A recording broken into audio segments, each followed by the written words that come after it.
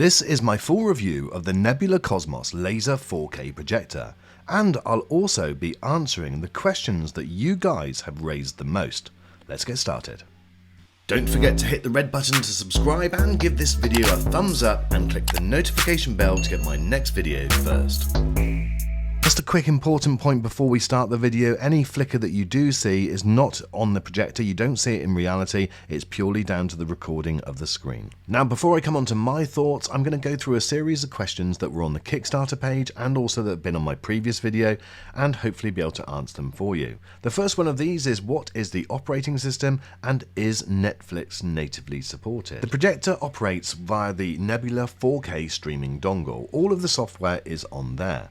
Now this currently is Android TV 10, but they will upgrade to Android TV 11 as it updates. Now a number of you did ask whether Netflix was natively supported, and I can confirm that yes, it is. There is no workaround necessary, it works seamlessly, there is absolutely no problem with it at all. It's as if you're watching it on a TV. In fact, I have to say, all of the operating system is brilliant. It's fast, it's speedy and very responsive, there is no problem at all, and every app that you would expect to be there is there. So the next question is regarding 3D support. Now you need to bear in mind this is still in Kickstarter, so the software is not fully released, and at the time of making my review the firmware had not been updated to support 3D, although I'm reliably informed that it will be by the time it's released to the public. Okay, so the next question is, can it be ceiling mounted? And the answer to that is yes. Built into the projector is a gyrometer, I guess, which detects which way the projector is facing. And so therefore you don't need to do anything in terms of going into any menus or system settings. You literally need to just turn the projector around and it will automatically flip the image. So it's a really clever system, works seamlessly as you can see from this video clip, and it then does the autofocus and auto keystone alignment if you've got those things turned on. So a nice little touch from Nebula there. So the next question is regarding lumens, and this did cause a little bit of confusion originally because we wasn't sure whether it was going to be measured in ANSI lumens or ISO lumens. Now these are just two international standards for how lumens are measured. What we've got on this projector is 2400 ISO lumens. Now Nebula say that that equates to approximately 2000 ANSI lumens. What I did find in my test though is that the daytime picture with the blind up, as you can see, is pretty good. It's okay, it's on a par I would guess with similar projectors, and we will do some head-to-heads on the most requested projector head-to-head, which is the XGME Horizon Pro. That will be coming up soon. However, as all of you know, it is a lot better when the lights are off. This is a room which has got ambient light. I've got the main light in the room on, and as you can see it does a pretty good image. This would probably represent most people's lounges, but as you turn those lights off, again the picture just gets so much better. And again, if I then turn the lamps on at the front, you can still see that it's working well, and as the blind comes up on the right hand side, it is still delivering a very good image. So it's definitely watchable during the day if that's obviously what you want to do, but it's no comparison to how it is at night. The projector has a FOFO rating in contrast of 1000 to 1. FOFO stands for full on, full off, and effectively means that the white is 1000 times brighter than the blacks. Now in my opinion that's a little bit on the low side, and it does mean that in scenes where there's a lot of brightness but not much dark, you will probably lose detail. And as you can see from this image here, which is taken from the projector, Will Smith is writing in a book, and as you can see you can't see too much of the detail there. When you compare that to the actual footage, you'll see that you are missing quite a lot of the detail. However, I wouldn't stress too much about that. Yes, it is slightly on the low side, but if I give you a comparison of the XGME Aura, which is the laser 4K ultra short throw projector, you can see that that is actually very similar. It was taken from a different angle, but if anything, is probably slightly worse. There was a little bit of confusion right at the very start regarding maximum resolution and the refresh rate. Now they did originally say it was 4K supporting 30Hz refresh rate. Since then they've come back to say that was an error, and they have corrected that now, and it is 4K at 60Hz. It would have been disappointing had it been 30Hz, but they've confirmed that it's not, so you don't need to worry too much about that. And that's also the same for the main resolutions at 1080p and also 720p. The sound from the speakers has been measured at 28 decibels. We feel that this is going to be more than adequate for the majority of people in most situations. We've used a binaural microphone to record the following sounds coming out of the projector. Let me know what you think.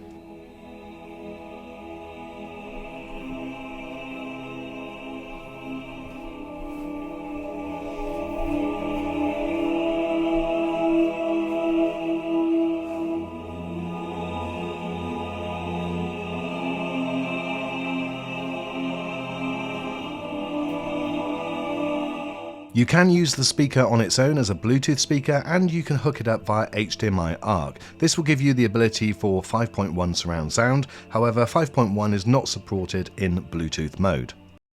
There will also be a game mode on the projector. Now at the time of making this video, that wasn't present on the 4K version. It's there on the 1080p version, but not quite ready on the 4K version. Nebula have confirmed that the input lag in game mode will be between 40 and 50 milliseconds. Now that is completely comparable with the majority of projectors of this type out there. For the majority of people out there, it will be absolutely fine and you probably won't notice any lag at all. Certainly in the games that I played, it was absolutely fine. Those of you that take gaming really seriously, well, you might want to edge towards a more dedicated gaming projector, or even maybe a TV. One thing I would say is hooking this up to a big screen definitely makes the immersion side of playing games a lot more fun.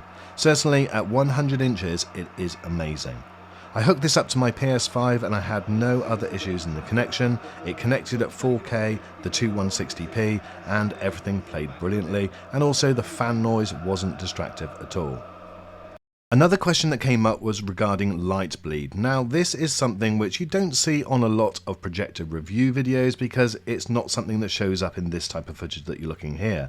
It looks like it's completely perfect around the screen. However, this type of projector will always have a degree of light bleed. It does tend to be more pronounced when the keystone correction is working harder, and as you can see in this shot, where we're off slightly at an angle but still filling the screen, there is about 3 inches of light bleed all the way around.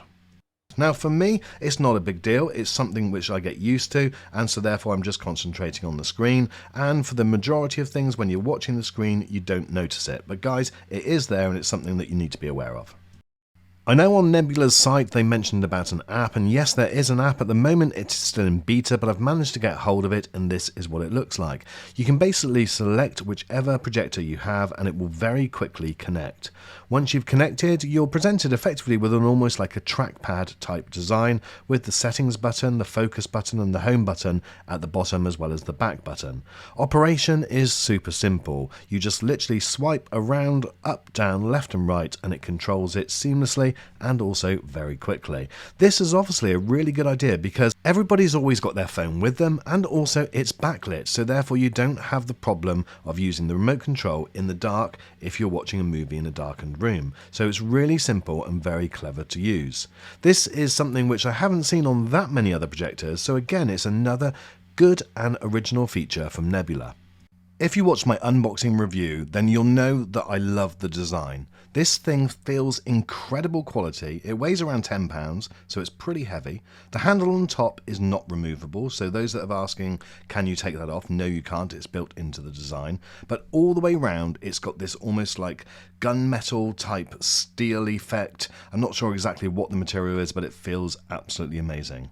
Now with the ports on the back, they are limited. It is just one HDMI, one USB and an auxiliary, but you do have that dongle inside. And I think that's absolutely fine for this type of projector because it is meant to be one that you can take around with you. Now obviously I've just shown you the app that you control this with in a darker room. If you are using the remote, then it's not backlit, but it is perfectly functionable and it has those shortcut buttons there for you. I do really love on these projectors how smart they've got with picture adjustment. Things like auto keystone and auto focus make setting up the projector just far easier than it ever used to be. There's features like auto screen detect, so it will detect the screen and snap into place. You've also got the manual keystone correction, which I did have to use and I only had to move it a little bit, but again it's very easy just to drag the corners in. This is an 8-point correction and it works really well. There's also a manual focus that you can choose and you can do this at any time, but you do need to remember to keep the lenses clear on the front of the projector.